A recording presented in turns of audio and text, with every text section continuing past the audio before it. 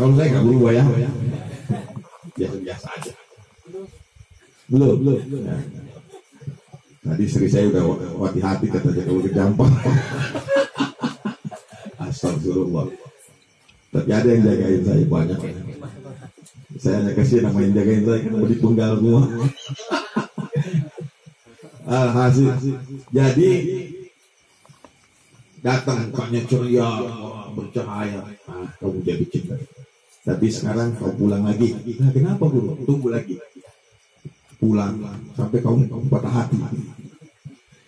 Terus datang lagi. Wah, mukanya kusut, udah kelihatan sedih nampak di mukanya. Nah, kamu sekarang sudah patah hati. Nah, sekarang sudah waktunya kau belajar. Kamu sadar sekarang bahwa semua yang kau cintai selain Allah itu akan sirna. Hatimu akan berubah. Nah, sekarang kamu tahu yang pantas kamu cintai, yang pasti membalas cintamu itu hanya Allah. Kalau manusia, kita cinta dia belum tentu dia cinta kita. Terus hatinya berubah. Ya mukallibal qulub,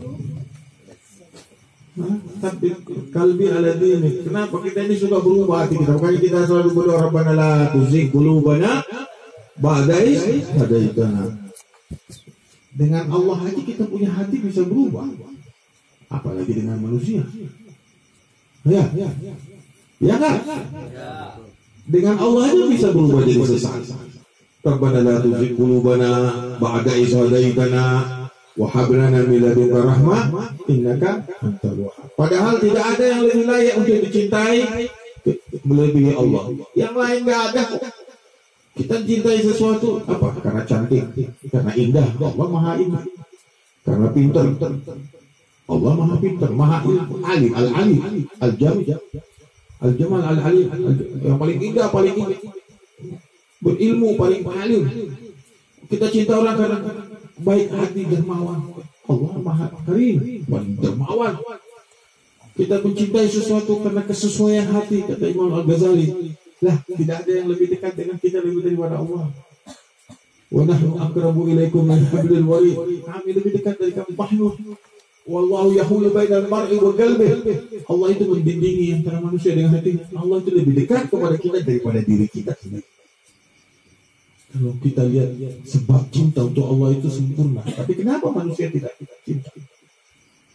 Karena dunia ini menipu kita.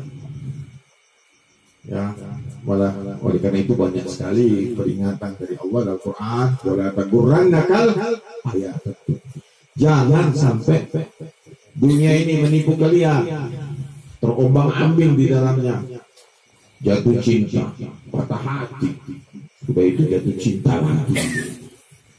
Waktu jatuh cinta datang mencari kebenaran, katanya mencari petunjuk, tapi ternyata hanya biasa orang kalau jatuh, kalau patah hati biasa kan bertanya apa tujuan hidup saya ini, kenapa saya ada di dunia? Wah, ini pertanyaan filosofis.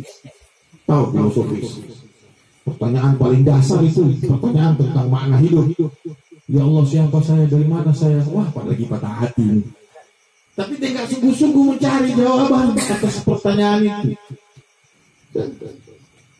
Allah hanya pelarian sesaat, ingat Allah. Terus jatuh cinta lagi, lupa lagi.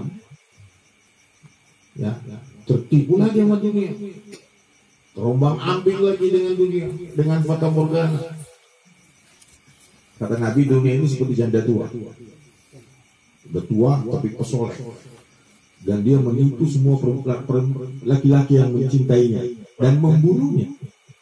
Ya, mati, dibunuh. Padahal, ya kenapa? Nah ini, dunia ini raksu, hubbud dunia raksu kulli hati. Cinta kepada dunia itu sumber daripada segala keburukan. Sumber dari segala.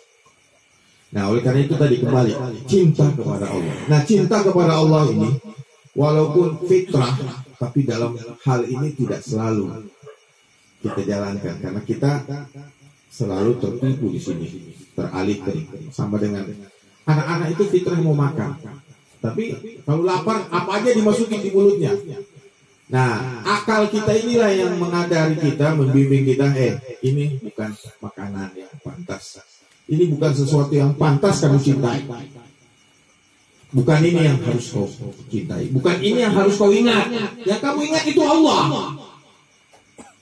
Tapi yang diingat, sebentar lagi bayang lagi Siti Rahmah, Siti Fatimah, bayang lagi. Lupa. Kita dididik, kita punya makanan, kita anak kecil, ya, kalau nggak dididik, api pun dimasukin di mulutnya. Pendidikan ini mendidik kita, menjaga diri kita. Ingat, bukan ini tujuan. Ingat ini semua bahaya bagi kamu. Cintamu yang paling utama itu adalah kepada Allah. Nanti sesudah kau mencintai Allah, baru kamu mencintai yang lain. Pertama sesudah Allah itu kamu cintai Rasul.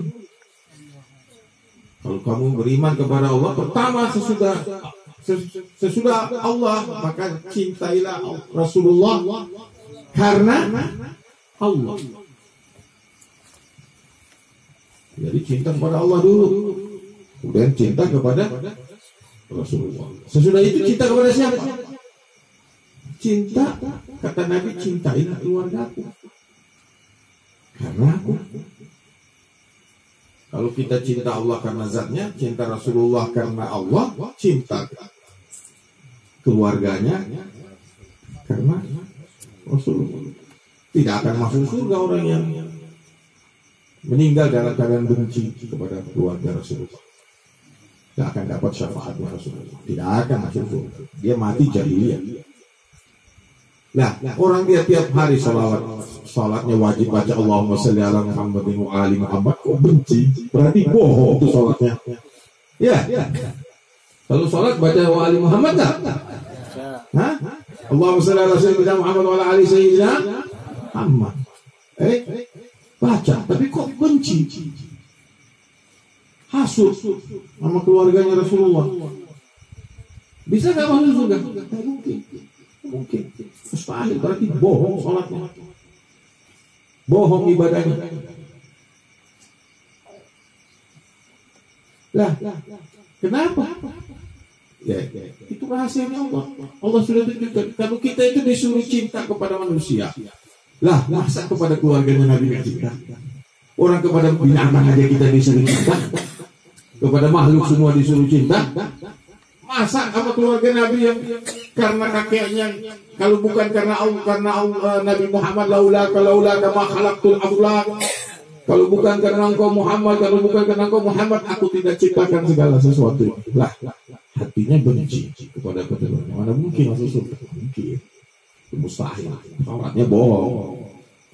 Kalau benar hati kita ini cinta kepada Allah, cinta kepada Rasulullah, pasti cinta kepada keluarganya, dan pasti cinta kepada seluruh manusia, dan juga cinta kepada terutama orang muslimin, ya, kepada sesama kaum muslimin, sesama ahlul qiblah, ahlul la ilaha illallah, bahkan kepada seluruh manusia jadi rahmatan lil alamin. Dalam Al-Quran Allah mengingatkan dalam Quran surah innal ladzina amanu wa amilus shalihat sayaj'aluhumur rahman wuddan. Kalau orang itu benar imannya, benar cintanya kepada Allah, dan benar amal ibadahnya, sayaj'aluhumur rahman, Tuhan yang Maha Pengasih akan menciptakan, menjadikan di dalam hatinya itu rasa cinta kasih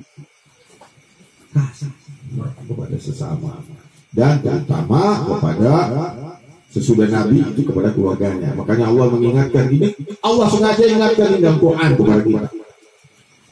Kul katakan ya Muhammad, Allahumma shalli la as'alukum alaihi ajra illa mawaddata fil qurba.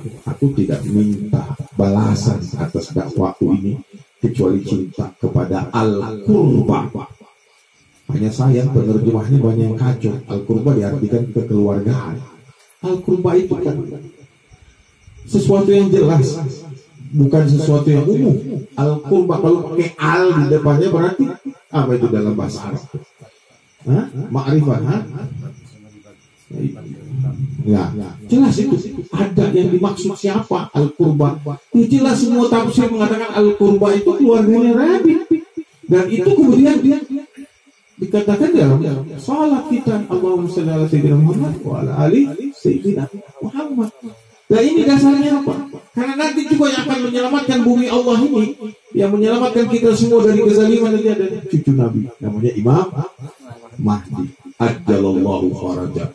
Semoga Allah menyegerakan kehadirannya.